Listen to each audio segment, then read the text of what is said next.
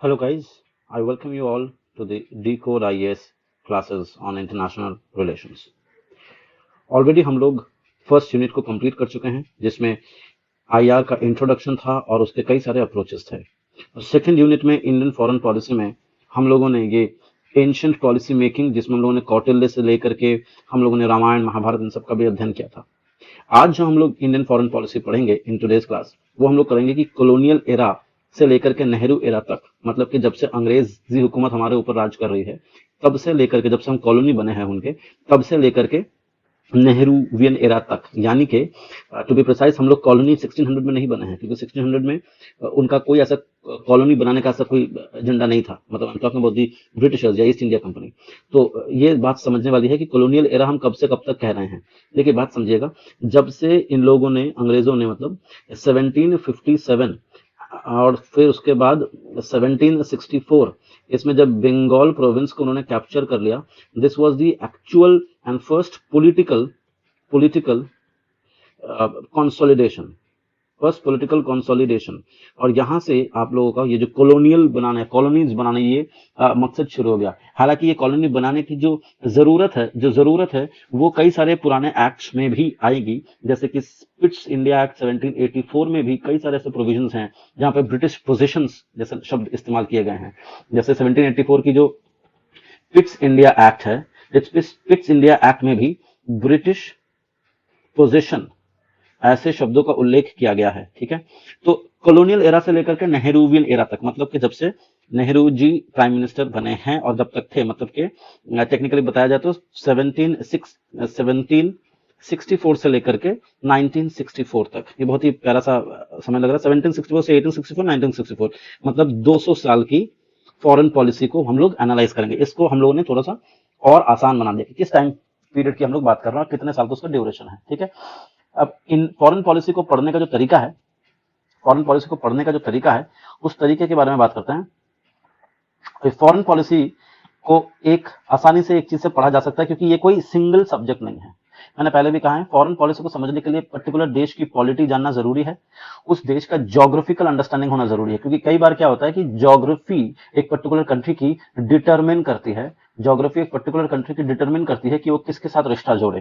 ठीक है, मान लेते हैं कि बोलीविया, ठीक है, बोलीविया, या एक और कंट्री ले लीजिए, मान लेते हैं से फॉर एग्जांपल कजाकिस्तान, कजाक, ठीक है, या ऐसे और कई सारे जो कि लैंड लॉक्ड हैं, मतलब कि ऐसे स्टेट्स जिनके चारों ओर राज्य हैं जहां पानी नहीं है चारों, जैसे बोलीविया में आसपास कोई पानी नहीं है। ऐसे सिचुएशन में ये इन राज्यों को, या मान लीजिए हमारे इंडिया सब कॉन्टिनेंट में नेपाल के चारों ओर पानी नहीं है। पानी का मतलब कोई समुद्री आउट नहीं है, समुद्री लेआउट नहीं है जहां से वो लोग ट्रेड कर सके। तो they have to depend on those surrounding states जिसके पास ये सी रूट अवेलेबल है। करेक्ट है, तो ये इनके साथ ना चाहते हुए भी इनको रिश्ता बनाना पड़ता है because they want to use the sea root.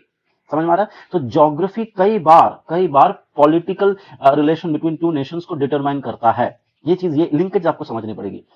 अगर उसके बाद थोड़ा सा और बढ़े, मॉडर्न हिस्ट्री इंडिया की समझनी पड़ेगी, क्योंकि खास करके तब जब हम लोग ब्रिटिश ईस्ट इंडिया कंपनी की फॉरेन पॉलिसी के बारे में डिस्कस कर रहे हैं। ठीक है, जिसको जानना जरूरी है, हम लोग इसको जितना जरूरी है ये इस चीज को, टॉपिक को समझने के लिए, उतना हम लोग समझेंगे। नेक्स्ट जो है वो है, it makes it an interdisciplinary topic. यही मैं बताने की कोशिश कर रहा था। थोड़ा सा आगे बढ़ते हैं, पहले नोट पे आते हैं। देखिए क्या कहा जा रहा है, जो पहला नोट है वो ये कह रहा है, overview of India foreign policy हम लोग लेंगे, ओवरव्यू लेंगे, डिटेल में नहीं जाएंगे, ओवरव्यू लेंगे of India foreign policy from the British empire till the Nehruvian era. ठीक है, इसको मैंने और इजी बनाने के लिए 1764 से 1964 तक रखा है, विच इज 200 ईयर्स। ठीक है, पहला चीज हमें क्या पढ़ना है, हमें इंट्रोडक्शन पढ़ना है कि भाई ये इसकी क्या पढ़े। हम इंट्रोडक्शन में हम लोग थोड़ा सा पढ़ेंगे ब्रिटिश ईस्ट इंडिया कंपनी की हिस्ट्री के बारे में, वो कैसे इंडिया में आया और पॉलिटिकल किस तरीके से पॉलिटिकल कंसोलिडेशन किया। ठीक है, ये जरूरी है जानना। दूसरी चीज क्या है, instances of British assertion of grand strategy, Britishers का ग्रैंड स्ट्रेटेजी क्या था, ये हमें जानना जरूरी है। हम लोगों ने ये पता कर लिया है पिछले क्लास में कि ग्रैंड स्ट्रेटेजी होती क्या है, अब हमें पता करना है कि ब्रिटिशर्स की ग्रैंड स्ट्रेटेजी क्या थी।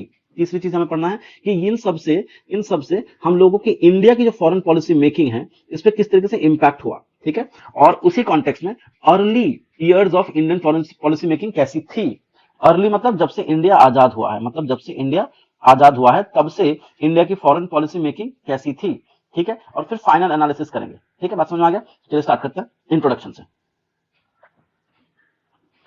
इन 1600 के आसपास द ब्रिटिशर्स, जब ब्रिटेन उन्होंने एक ईस्ट इंडिया कंपनी को फॉर्म किया, फॉर्म्ड इन ब्रिटेन, ठीक है, ब्रिटेन में फॉर्म हुआ, to trade with India. India in other words उन्होंने ये कहा गया कि जो अफ्रीका का जो केप ऑफ गुड होप है, इसके ईस्टर्न साइड, इसके ईस्टर्न साइड सब जगह पे British east India company trade करेगी इन ए मोनोपोलिस्टिक मैनर, यही कहा गया था। ये जो 1600 का चार्टर है इसमें, ठीक है। अब क्या कहा जा रहा है, subsequent British acquisition led to the control of the Indian territory. ये ट्रेड करना आया था, उसके बाद स्लोली स्लोली पॉलिटिकल कंसोलिडेशन करना शुरू कर रहे हैं। मतलब एक और चीज आपको समझनी पड़ेगी कि ये पॉलिटिकल कंसोलिडेशन जो है, जो पॉलिटिकल कंसोलिडेशन है, इसका कहीं ना कहीं इंपैक्ट इकोनॉमिक कंसोलिडेशन पे भी पड़ता है। इनफैक्ट इकोनॉमिक कंसोलिडेशन की जो स्पीड है, रफ्तार है, वो बढ़ जाती है अगर आपके पास पॉलिटिकल कंट्रोल एक पर्टिकुलर एरिया का है, ठीक है। अब इसी के कॉन्टेक्स्ट में देखा गया था कि ईस्ट इंडिया कंपनी कुछ ज्यादा ही तेजी से बढ़ रही थी और कई सारे करप्शन हो रहे थे, और करप्शन के चलते जो ब्रिटेन की सरकार है इसके पास पैसे नहीं हो रहे थे, हालांकि कंपनी के जो ओनर्स हैं वो पैसे कमा रहे थे। दूसरी चीज ये देखी गई कि कंपनी खुद घाटे पर चल रही है, लेकिन उसके जो डायरेक्टर्स हैं वो बहुत प्रॉफिट कमा रहे हैं। कहने का मतलब ये कि ईस्ट इंडिया कंपनी में हैवी रेट का करप्शन दिखने लगा था। और करप्शन क्यों था, क्योंकि पैसे बहुत थे, पैसे कमाने की अपॉर्चुनिटीज बहुत थी, ठीक है। इसके लिए इस ईस्ट इंडिया कंपनी को कंट्रोल करने के लिए पहली दफा रेगुलेटिंग एक्ट लाया गया। ये एक लैंडमार्क एक्ट है क्योंकि इसने पहली बार एक ब्रिटिश कंट्रोल लाया गया over the 3 presidencies, that is Bengal, Madras and Bombay. दूसरी चीज, इन्होंने ईस्ट इंडिया कंपनी के ऊपर ब्रिटिश का कंट्रोल बनाया, और ये पहली चीज थी, प्रेसिडेंसीज पे कब्जा करना या कंट्रोल करना। दूसरी चीज, ईस्ट इंडिया कंपनी पर रेगुलेट करना। और तीसरी चीज, इन्होंने they begin the centralisation of power, मतलब कि ये जो इंडिया है, यहां पे कलकत्ता है, ठीक है, यहां पे बॉम्बे है, और यहां पे कहीं मद्रास है, और सब जगह पे अलग अलग राइट्स थे, अलग अलग गवर्नर जनरल, इनफैक्ट गवर्नर्स थे हर जगह पे। यहाँ पे भी, कलकत्ता में भी एक गवर्नर था, बम्बई में भी एक गवर्नर था, मद्रास में भी एक गवर्नर था। लेकिन इस रेगुलेटिंग एक्ट ने क्या कर दिया, इसने इसको भी गवर्नर रखा, इसको भी गवर्नर रखा, लेकिन इसको गवर्नर जनरल बना दिया, ठीक है। तो इसका मतलब क्या कि बॉम्बे की जो पावर्स थी प्रेसिडेंसी की, या मद्रास की प्रेसिडेंसी की जो पावर्स थी, जो इन दोनों के गवर्नर्स के हाथ में थी, वो अब कहां चली गई, वो गवर्नर जनरल के पास चली गई। तो एक तरीके से सेंट्रलाइजेशन शुरू कर रही है, सेंट्रलाइजेशन ऑफ पावर को शुरुआत कर रही है, ठीक है, by making the governor general of Bengal. और ये गवर्नर जनरल ऑफ बंगाल आगे चल के बन जाएगा गवर्नर जनरल ऑफ इंडिया या ब्रिटिश इंडिया, ठीक है। हमारे पहले governor general of British India कौन थे, बेंटिक, विलियम बेंटिक, याद रखिएगा, ठीक है। उसके बाद क्या होता है, जितने सारे ब्रिटिश पोजीशंस हैं, कंपनी की जो पोजीशंस थी उसको ब्रिटिश पोजीशंस मान लिया जाता है इन द इंडियन सबकॉन्टिनेंट, ठीक है। तो ये तो हम पहले भी बात कर चुके हैं। नेक्स्ट स्लाइड पे आ जाते हैं। द ब्रिटिशर्स प्राइमरीली वांटेड, क्या चाहते थे वो, to keep all the other Europeans to stay away from the subcontinent. मतलब ये है कि डच, ठीक है, पोर्तुगीज, ठीक है, डेनिश या डैनिश, ठीक है, फ्रेंच, ये सब में से कोई भी इस बड़े से इंडिया नामक केक के अंदर अपना हिस्सेदारी ना मांगे। इन सबको अगर हमने हटा दिया तो इंडिया नामक जो बहुत बड़ा सा केक है, इसको सिर्फ और सिर्फ ब्रिटिश ईस्ट इंडिया कंपनी खाना चाहती है। तो टेक्निकली देखा जाए तो जब British east India company India में आई थी पहली बार, तो उसके सामने यही दो चुनौतियां थी। एक चुनौतियां ये थी कि उसके सामने प्रिंसली स्टेट्स थे इंडिया के में जो ऑलरेडी एग्जिस्ट करते थे, इनको हराना था, और दूसरी तरफ कुछ एग्जिस्टिंग यूरोपियन पावर्स थे, उसको इनको भी हराना था, ठीक है ना। तो कारण क्या था, to maximisation of the profit. So the British took control of India using 3 instruments of national power। सबसे पहला इंडस्ट्री बहुत जोर से बनाया। इससे क्या हुआ, इससे उनकी इकोनॉमी में स्ट्रेंथ आई, और उसी इकोनॉमी का फायदा उन्होंने मिलिट्री में उठाया, और जिसमें उन्होंने नेवी में बहुत ज्यादा पकड़ हासिल कर ली, ठीक है। और उसके बाद अपना हर एक वर्ल्ड में, हर एक कोने में, ऑलमोस्ट हर एक कोने में अपनी अपनी कॉलोनीज एस्टैब्लिश कर दी, अपनी अपनी एम्पायर खड़ी कर दी। इससे क्या हुआ, पावर प्रोजेक्शन हुआ, एक साइकोलॉजिकल इंपैक्ट जाने लगा कि ब्रिटिश जो है या ब्रिटेन जो है वो दुनिया को कैप्चर कर रही है। एक समय था जब ये टर्म यूज होता था, पैन ब्रिटानिका, पैन ब्रिटानिका, ठीक है। आगे देखते हैं क्या है। अब ये सिलसिला चलता रहा, लेकिन 1857 के रिवॉल्ट के बाद चीजें बदल गई, ठीक है, चीजें काफी बदल गई। रिएक्शन ऐसा आया, जो ब्रिटिशर्स की रिएक्शनरी पॉलिसीज थी उसी के अगेंस्ट में ये रिवॉल्ट हुआ था। लेकिन बदली कैसे, बदली ऐसे कि ईस्ट इंडिया कंपनी जो है इसके हाथ से अधिकतर पावर छीन लिए गए, और सारी की सारी पावर्स जो है वो अब डायरेक्टली क्राउन हैंडल करेगी, वो डायरेक्टली क्राउन हैंडल करेगी। So the people could see the real picture और फेस बिहाइंड दीज मर्चेंट्स, ठीक है ना, लोगों को समझ में आने लगा, तभी रिवोल्ट हुआ था। और उसके बाद मर्केंटलिज्म और कॉलोनियलिज्म, ये चीजें काफी क्लियर हो गई, ठीक है ना। और इसकी वजह से जो है ये रिवोल्ट काफी सक्सेसफुल रहा। अंत में ये फेल इसलिए हो गया बिकॉज ऑफ मेनी रीजन, हम लोग मॉडर्न हिस्ट्री में नहीं जाएंगे, लेकिन इट शुक द एम्पायर, इसमें कोई शक नहीं है कि it shook the empire, the British empire. अब उसके बाद क्या होता है आप जब देखिए, the power got transferred from the East India company to the British crown, ये भी होना था 1858 के एक्ट में। और मैं आपको बता दूं इसके बाद जो है आपको एडमिनिस्ट्रेशन में, मिलिट्री में, जुडिशियरी में और बहुत सारे अलग एडमिनिस्ट्रेटिव विंग्स में मेजर चेंजेस देखने को मिलता है, ठीक है, मेजर चेंजेस देखने। ताकि ये चेंजेस क्यों कराए जा रहे हैं, ताकि एक और no further revolts like the 1857 ये दोबारा रिपीट ना हो। By the end of 1900s 1900 के आसपास नेशनलिस्ट टेंडेंसीज ग्रो करने लगी और उसके बाद इनको दबाने के लिए 1919 जैसे एक्ट या 1939 जैसे 35 जैसे एक्ट, या मैं तो कहूंगा 1909 जैसे एक्ट, मोरलेमेंटो रिफॉर्म, मॉन्टेगू क्लेम्स कोड रिफॉर्म और गवर्नमेंट ऑफ इंडिया एक्ट 1935, इन सब चीजों को इस्तेमाल किया गया ताकि ये नेशनलिज्म को तोड़ा जा सके और ये सारी चीजें इंपोज करी गई, ठीक है। उसके बाद इंडियंस को भी कई बार फोर्स किया गया to participate in the first world war and the second world war, ठीक है, on behalf of the British empire. मतलब ये जो चीज हम लोगों ने करा है, we literally paid for our devastation, ये चीज हमको समझनी पड़ेगी। यहाँ पे अगर आपसे कोई कहता है कि हाँ was there a national policy making failure at that point of time, तो नेशनल पॉलिसी मेकिंग फेलियर तो थी, वरना हम लोगों ने ये वर्ल्ड वॉर 1 और 2 में काफी जान और माल खोया है, और वो भी किसके लिए, वो भी ब्रिटिश एम्पायर के लिए। हमारे कितने सारे लोग प्रिजनर्स ऑफ वॉर बनकर अलग अलग देशों में सड़ते रह गए, ठीक है ना, इस चीज को समझना पड़ेगा। आगे देखते हैं, अब आगे हम लोग तीसरे स्लाइड पे, इस पे क्या कहा जा रहा है, लेट्स सी। अंटिल 1947 से पहले तक इंडिया फॉरेन पॉलिसी, जो इंडिया की जो फॉरेन पॉलिसी थी, used to be the British foreign policy, मतलब as per the British interest. स्वाभाविक रूप है क्योंकि 1947 तक हम लोग आजाद ही नहीं हुए हैं। सो जब तक हम लोग आजाद नहीं हुए तब तक ब्रिटिश इंटरेस्ट ही देखा जाएगा, और किसका इंटरेस्ट देखा जाएगा, ठीक है ना। और हम लोगों को ये भी तक नहीं पता, इमेजिन करिए हम लोगों को क्या ये पता था कि 1940s में कि 47 में आजादी मिल जाएगी। हमें ये पता था कि हाँ आजादी अब ज्यादा दूर नहीं है, लेकिन क्या हमें डेट पता था, नहीं पता था। तो ये था कि हम लोग 46-47 में जब ये फॉरेन पॉलिसीज बन रही थी तो वो भी ब्रिटिश इंटरेस्ट को दिमाग में रखकर ही बनाई जा रही थी, ठीक है। नेक्स्ट, ड्यूरिंग दिस पीरियड, मतलब till 1947 the Britishers applied their grand strategy. क्या था उनकी ग्रैंड स्ट्रेटेजी?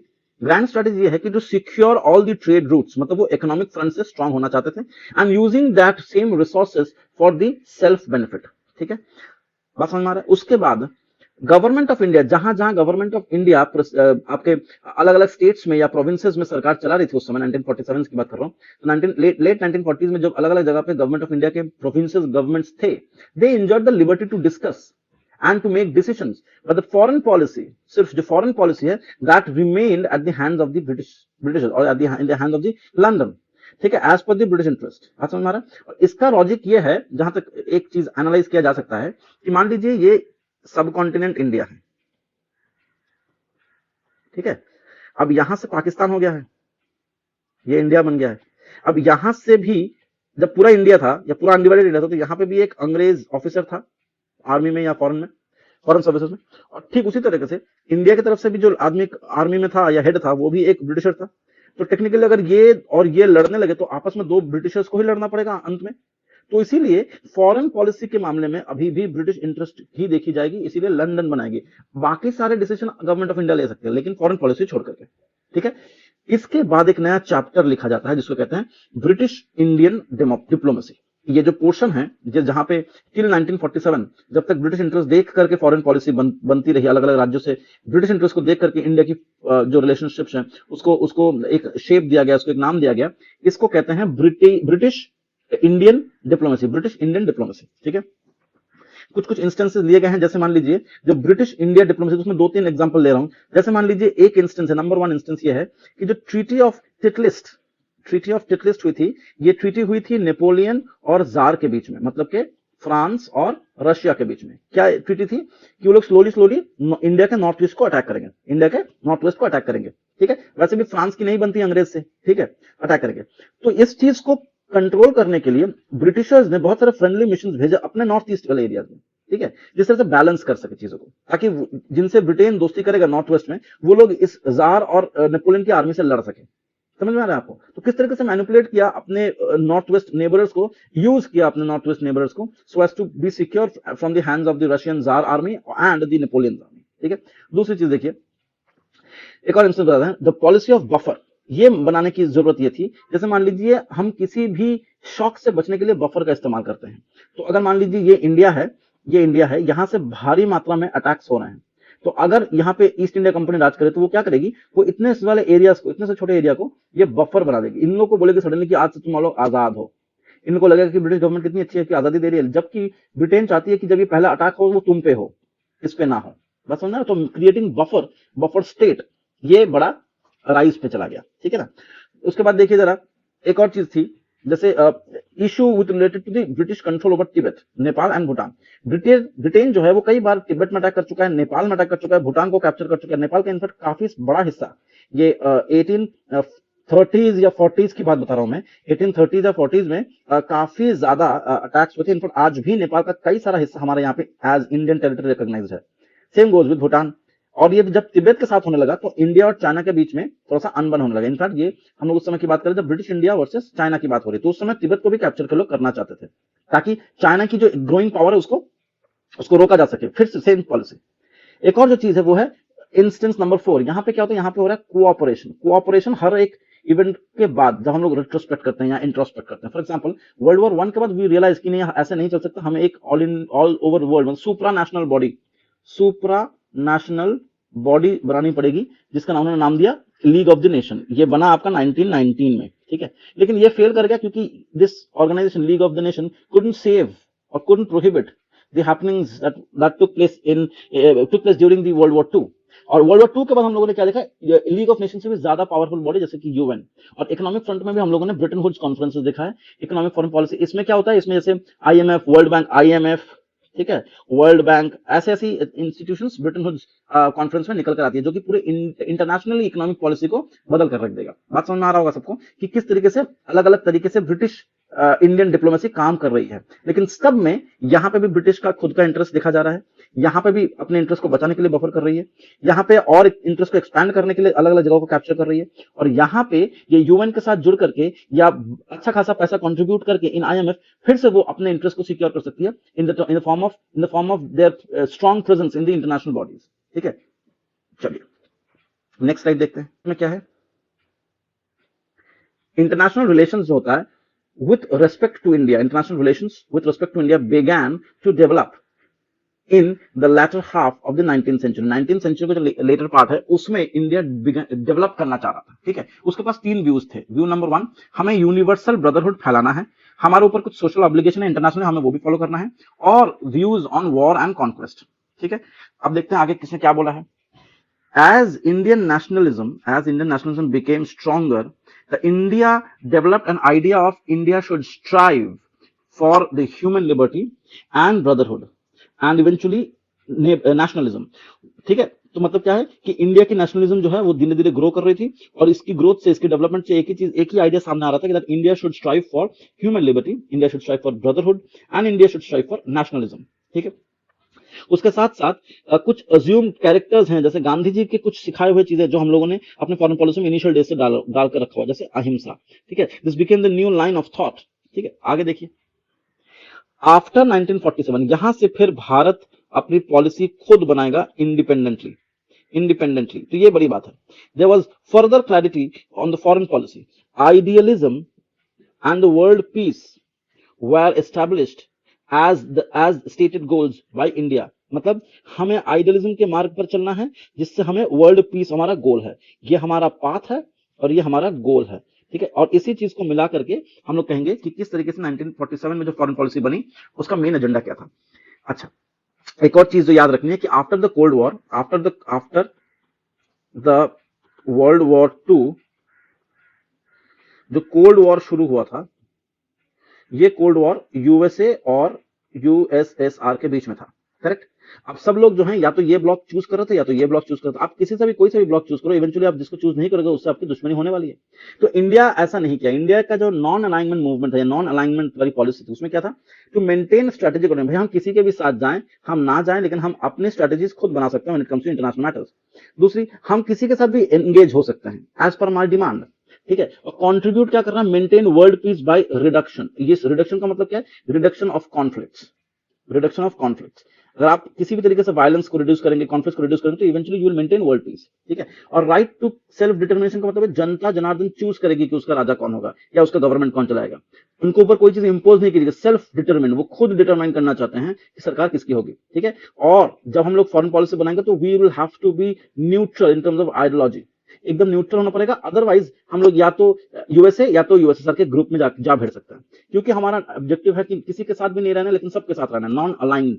तो ये चीज के लिए आपको न्यूट्रल होना पड़ेगा, बात समझ में आ रहा है। तो ये वही चीज थी। आगे देखते हैं ये आगे क्या कहती है। हमारी जो कॉन्स्टिट्यूएंट असेंबली थी, कॉन्स्टिट्यूएंट असेंबली जिसको बनाया गया था 1946 में under the cabinet mission plan. तो यहां पे कई बार डिबेट हुई with respect to the foreign policy, कई बार मतलब सिर्फ 2 बार। तो सिर्फ 2 बार जो है कॉन्स्टिट्यूएंट असेंबली में इंडिया के फॉरेन पॉलिसी को लेकर के डिबेट हुई। पहली डिबेट ये थी कि जो आर्टिकल 51 है of the DPSP has a provision, has 51 जो है डीपीएसपी, तो उसमें प्रोविजन है जिसमें कहते हैं that to strive for promoting international peace, ये एक गोल है, एक स्टेट का, इंडिया का गोल है कि हम इंटरनेशनल पीस को बनाएं और इंटरनेशनल सिक्योरिटी को मेंटेन करें, ठीक है। दूसरी चीज क्या है, by having a honourable relationship between all and respect to international peace and security, ये बहुत क्लियर है। अच्छा, उसके बाद respect to international treaties, laws and encourage that disputes are to be settled or to be settled in terms of the arbitration policy, arbitration clauses, जो कि दोनों parties ने म्यूचुअली एक्सेप्ट किया था कि हम लोग कोर्ट नहीं जाएंगे, we will go for arbitration, ठीक है।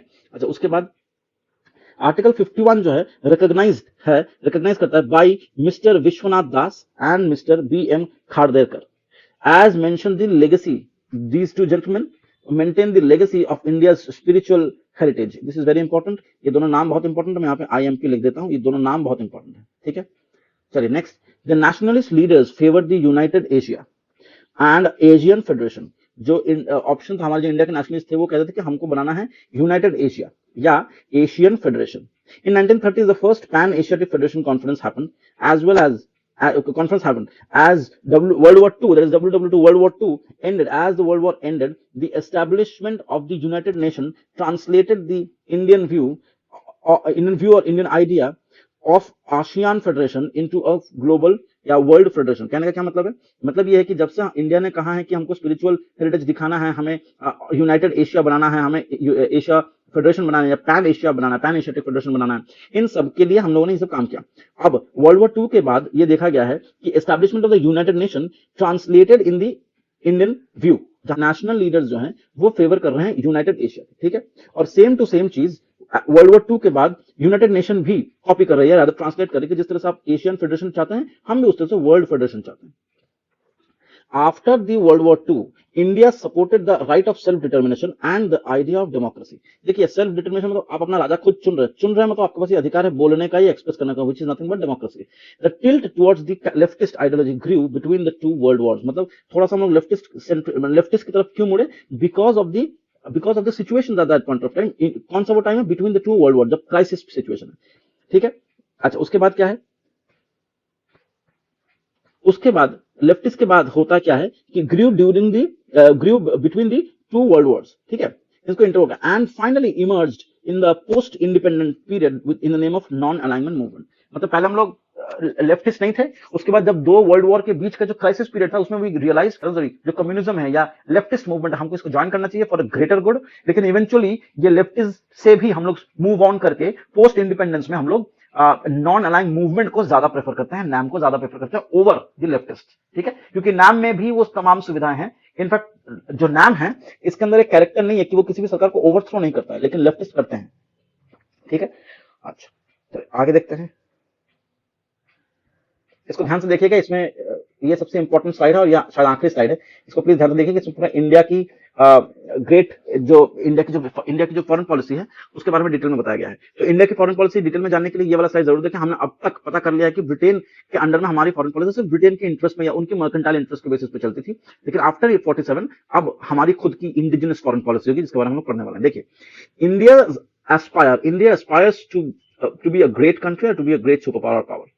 और ये क्यों बनना चाहती है, because it owes its origin to the greatness of India या जो इंडिया की पर्सोनिफाइड चीज है in the ancient text. Ancient text में जिस तरीके से इंडिया को पोर्ट्रे किया गया है, उसकी ग्रेटनेस को पोर्ट्रे किया गया है, उससे शायद आज भी इंडिया एस्पायर करती है to become a great nation और to become a great super power. ठीक है, so we want this goal because we owe this to our past, to our ancient history. Now India's past, that is ancient India, had a great imprint on the Nehruvian period, which blended, मतलब जो India की जो ancient India की जो philosophy है उसको perfectly blend किया गया है मॉडर्न एस्पिरेशनल वैल्यूज के साथ। ठीक है, तो नेहरूवियन फॉरेन पॉलिसी कैसी थी? ब्लेंड ऑफ बोथ, मतलब एंशिएंट हिस्ट्री के चीजों को भी लिया प्लस मॉडर्न प्रैक्टिसेस भी या मॉडर्न एस्पिरेशंस को भी कंसिडर किया। इन दोनों को मिला करके नेहरू जी की फॉरेन पॉलिसी भारत के लिए बनाई गई थी। Under the Nehru, India under the Nehru displayed a suitable combination of assertion, मतलब force and non-violence। ठीक है, और उसके साथ से पॉजिटिव न्यूट्रलिज्म। पॉजिटिव न्यूट्रलिज्म, ना हम इसके साथ जाएंगे ना हम इसके साथ जाएंगे, उसी से नाम सामने आता है। The great power of the status, the great power of the status can be achieved, the great power of status can be achieved only through moral idealism and not by military aggression। आपको अगर greater status चाहिए, power चाहिए, तो आप सिर्फ moral idealism से ही पा सकते हैं, मिलिट्री एग्रेशन से it is not sustainable, not sustainable. ठीक है, थोड़ा सा आगे देखते हैं। The period of Indira Gandhi and Rajiv Gandhi the doctrines of foreign policy changed. ठीक है, हार्डकोर रियलिज्म मतलब मिलिट्री, हार्ड से मतलब होता है मिलिट्री पावर, तो फाइनेंशियल एंड मिलिट्री पर hardcore realists all across the world forced us मतलब India to bring some changes in our foreign policy too। The use of military forces up the deterrence in the region, the end of the Cold War, that is 1809, जहां पे Berlin wall fall किया था, saw India use its economic significance and power to assert its influence। ठीक है, the post Cold War India जो है वो अपना इकोनॉमिक सिग्निफिकेंस से ही और power to assert people in influence manner, यही चीज को उसका प्राइमरी गोल बन गया। अभी भी हम लोग वायलेंस की तरफ नहीं बढ़ रहे हैं हमें, लेकिन ये पता है कि use of military force up to up the deterrence, डराने के लिए हम अभी भी यूज कर रहे हैं, और जब जरूरत पड़ेगी मतलब हम लोग को अभी टैक्टफुल यूज करना है। ठीक है, next adoption of liberal economy, ये इंडिया को जो चीज देती है वो है एक वाइड स्पेस देती है जहां पे वो अपने पुराने यूएस के साथ रिलेशंस अच्छे कर सकते हैं। रिपेयर क्यों कहा जा रहा है? क्योंकि जब कोल्ड वॉर हो रहा था और उसके बाद जब बांग्लादेश का भी फाइट हुआ था, बांग्लादेश लिबरेशन वाला, जो बांग्लादेश लिबरेशन का जो फाइट था जहां पे इंडिया ने इंटरवीन किया था, वहां पे इंडिया और रशिया ने एक ट्रीटी साइन की थी जो कि यूएस को पसंद नहीं आई, क्योंकि यूएस को लगने लगा कि भारत जो है इतना बड़ा देश है वो भी रशिया यानी कि यूएसएसआर के ग्रुप में शामिल हो रहा है। लेकिन जब से इकोनॉमी लिबरल हुई है, मतलब जब से 1991 के इकोनॉमिक रिफॉर्म्स आए हैं, तब से इंडिया जो है और ज्यादा नजदीक गई है यूएस के या वेस्टर्न कंट्रीज के, और वो रिपेयर करना चाहती है Indo US relations. Since then till so far India has been steadily increased its regional presence and international standing। ठीक है, ये उन्होंने कर दिया। इंडिया की जो पावर्स हैं, इंडिया की जो पावर प्रोजेक्शन है, जो पॉलिसीज हैं, वो सब स्टेडीली इंक्रीज हो गया है, और it's regional and international standing, मतलब अब लोग इंडिया को जानने लगे हैं। लोग कई सारे ऐसे देश हैं जो इंडिया की फॉरेन पॉलिसी से सीखते हैं, तो ये सारी चीजें डेवलप करने लगी। तो शुरुआत पे मोटे मोटे तौर पे ये कहा जा सकता है, ब्रिटिश ईस्ट इंडिया कंपनी ये 1764 से 1964 तक जो थी, इसमें से 1764 से 1947 तक एक जहां पे सिर्फ और सिर्फ ब्रिटिश इंटरेस्ट ही देखा गया है, और यहां पे 1947 से लेकर के 64 तक जो पीरियड है इसको हम लोग कह रहे हैं नेहरूवियन एरा, और यहां पे एक ब्लेंड हुआ है, अ ब्लेंड ऑफ रिजिडिटी या स्ट्रॉन्ग पॉलिसीज लाइक वॉर, ठीक है, एंड नॉन वायलेंस, ये दोनों का अच्छा खासा ब्लेंड हुआ है, और ये हमें नेहरू जी के फॉरेन पॉलिसी में भी दिखती है। तो दैट्स इट गाइस, कोई भी डाउट हो तो प्लीज कमेंट सेक्शन में जरूर लिखिएगा, हम उसका रिप्लाई देने की भरपूर कोशिश करेंगे to my best of my abilities. Channel को सब्सक्राइब करना मत भूलिएगा। Thank you so much.